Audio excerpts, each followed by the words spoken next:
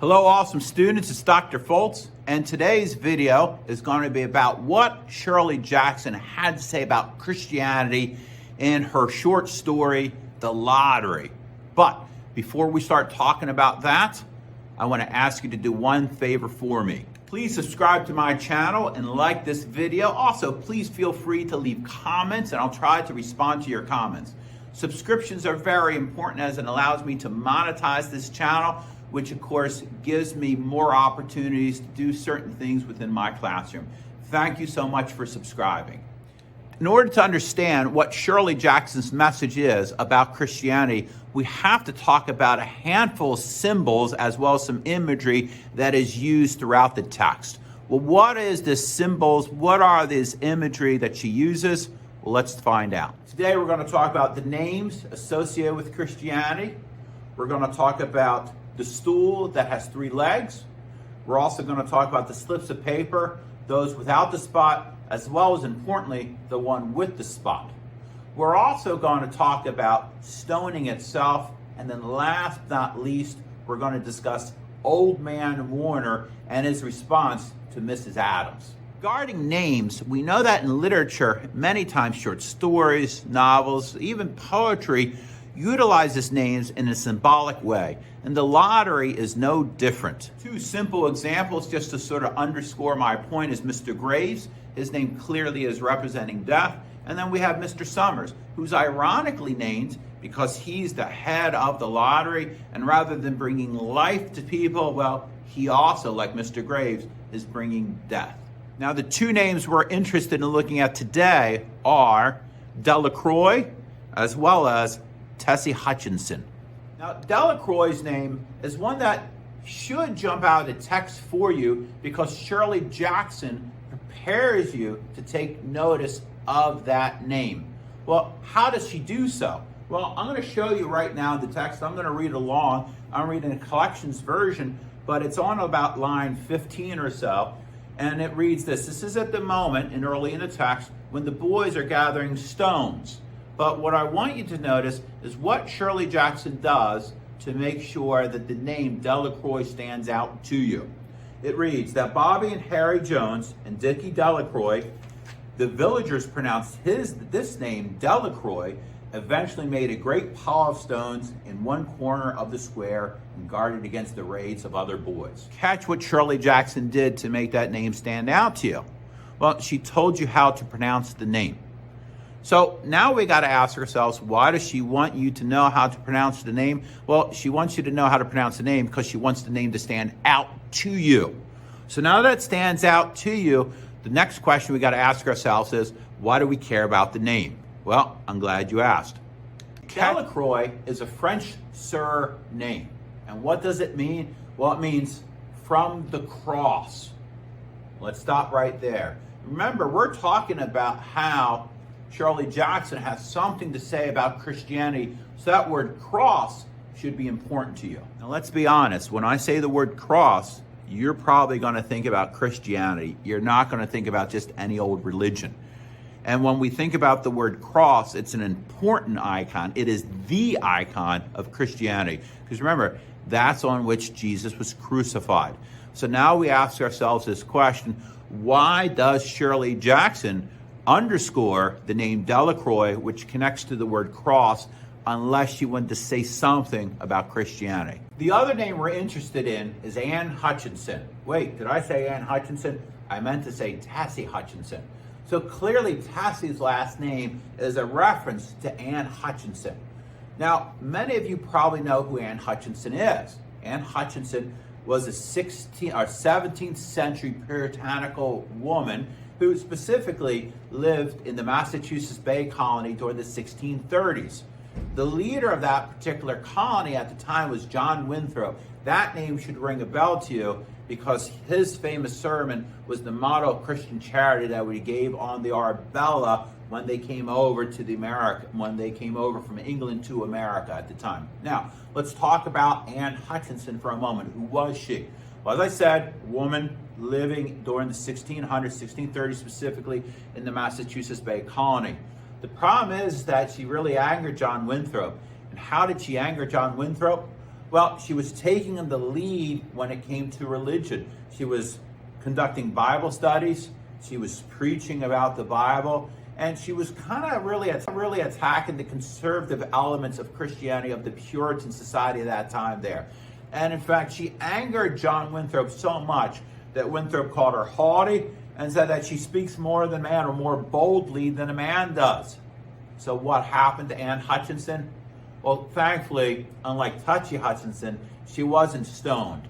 Unfortunately, she was banished from the Massachusetts Bay Colony. So now we have two names that are clearly associated with Christianity. One of the names connects directly to the concept of the cross, and the other name connects directly to an individual who was punished by a village for not doing what they wanted her to do. Let's talk about the next symbol that relates back to Christianity. The next symbol is that stool. Now, just like with Delacroix, Shirley Jackson does something funny with this stool. She describes it, of course, which is important, but she goes out of her way to let you know how many legs the stool has. And that's kind of a strange thing to stress, unless there's a reason. Do you remember how many legs the stool had? It had 3 legs on it, of course. And when we think about the number 3 and we think about Christianity, there is obviously important symbolism tied there. The number 3 is very important within Christianity. It comes up repeatedly again and again. Now, broadly speaking, within the numerology as it relates to theology, specifically Christianity, the number 3 equals completeness. But that's unrelated to the lottery. When we think about the number 3, what's the most important thing about Christianity that has 3 in it? It has, of course, the Trinity, the Father, the Son, and the Holy Spirit, the Holy Ghost. Let's make this really clear. I am not saying that the stool is the Trinity. That's not what I'm saying at all. But what I am saying is notice where it's located within the town square. It's right in the center. And notice what its function is. Its function is to uphold, all right? To uphold that box, that coffin-like box that contains the slips of paper in them. Some of the slips, most of the slips rather, are unmarked, but one of them is marked. And what happens in front of this box? Obviously, people are coming up to get those slips of paper, but you have Mr. Summers, the preacher, if you will, of this ritual, directing people what to do and making making decisions, if you will, about who's to come up, what will happen to them after they pull out the slip of paper, and then what the village should be doing during this entire time. But now, the slips of paper, as I mentioned, they're also pretty important too. Then there's 2 types of slips of paper that we want to talk about. One slip of paper, of course, is blank and untouched, and then there is another type, and there's only one of that particular type. It is a slip of paper that has a mark on it.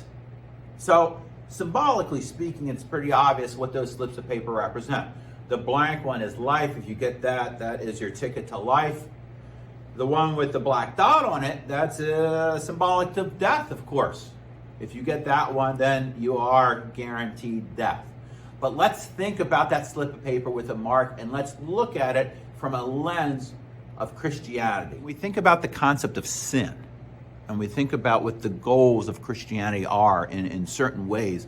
It is to be sinless, it is to be pure, it is to be clean, it is to be, I'm going to use this phrase, unmarked, like a clean slip of paper. But what happens if you're not like a clean slip of paper or a blank slip of paper? Well, you have marks on you. And then what's the punitive, what's the punishment, what's the consequence for being marked, for having sin on you? Well, it depends on your interpretation, but at the end of the day, it's not good usually if you are filled with sin. And so when we think about those slips of paper, they are representative on a Christian ideology level of being sinless, meaning those without a mark on them, versus being with sin, those with a mark on them. So again, we talked about punishment if you had sin. What is a biblical punishment that comes up with some sort of regularity within the Bible? Stoning, of course. In fact, one of the most famous lines comes from Jesus Christ when he tells people who want to stone the prostitute that he, without sin, you can cast the first stone. And of course, what is the punishment in the lottery if you, quote unquote, have sinned, if you have a slip of paper that's marked? Well, it's to be stoned. So we've gone over names, we've gone over the stool, we've gone over the slips of paper, we've also gone over the stoning itself, and there's one more symbol or image that we want to talk about, and that is Old Man Warner. Now, Old Man Warner is pretty important because in a lot of ways he's representative of tradition. But we're not just talking about tradition here, we're talking about Christianity. So how does Old Man Warner reflect Christianity on one level or another? What is his connection to it? Well, his connection is we got to go back to Jesus again. Matthew 18, Peter, one of the apostles of Jesus, comes up to Jesus and he asks him, in so many words, how many times are you supposed to forgive somebody? Once, twice, whatever the case may be. And Jesus pointedly tells him, you got to forgive people 70 times 7 times, right? So 70 times 7, right? That's how many times you need to forgive someone. In other words, an infinite amount. Dr. Foltz, why do we care about what Jesus said about forgiveness? Well, what I want you to do, I want you to remember that number 70 times 7, because we're going to take a look at the lottery text right now. So if you remember in the text for the lottery, Old Man Warner is gung-ho about the lottery. And at about line 200, Mrs. Adams throws out this idea where she says that some places have already quit the lotteries.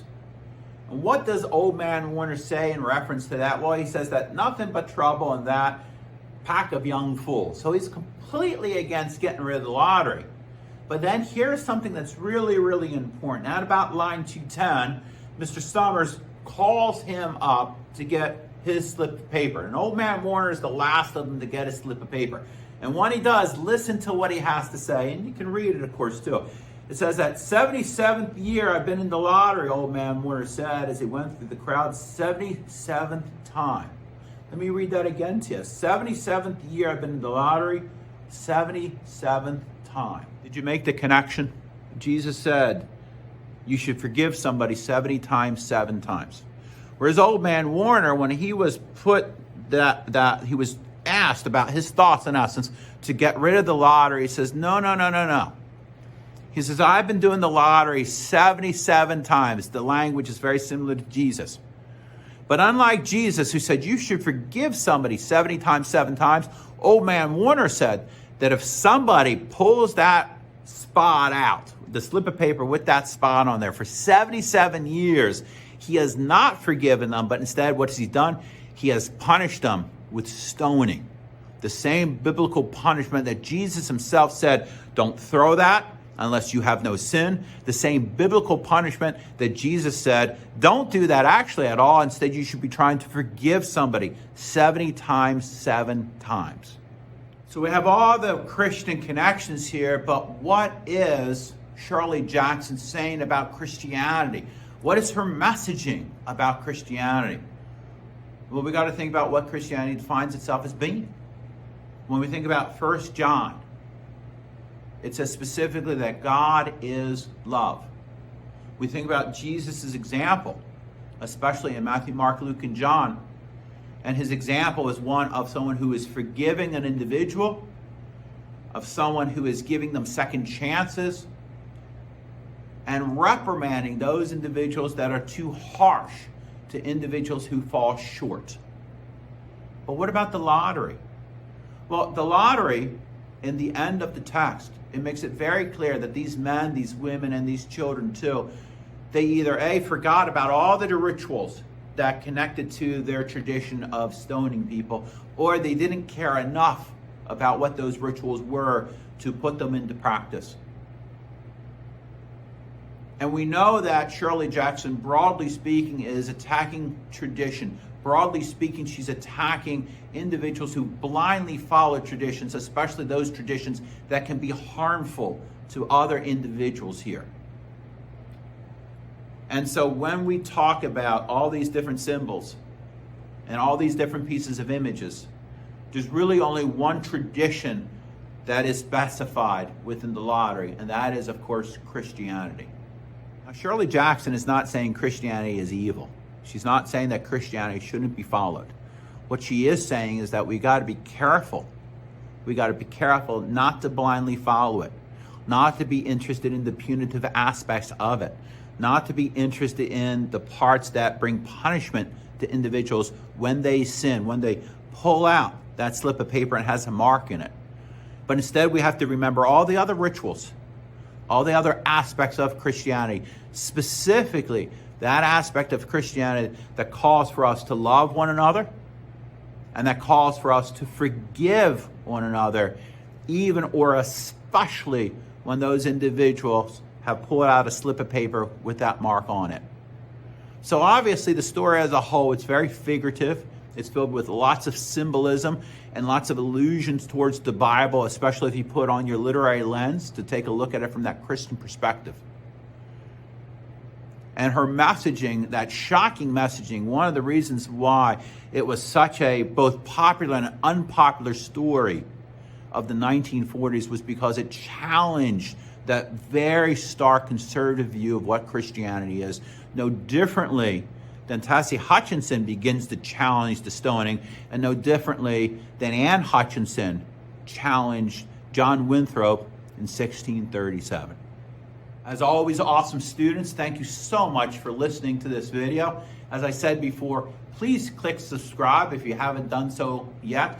Please click like if you haven't done so yet. And if you have a question or a comment or a concern, please post it in the YouTube comments and I'll do my best to get back to you very, very quickly. I hope you have a wonderful day.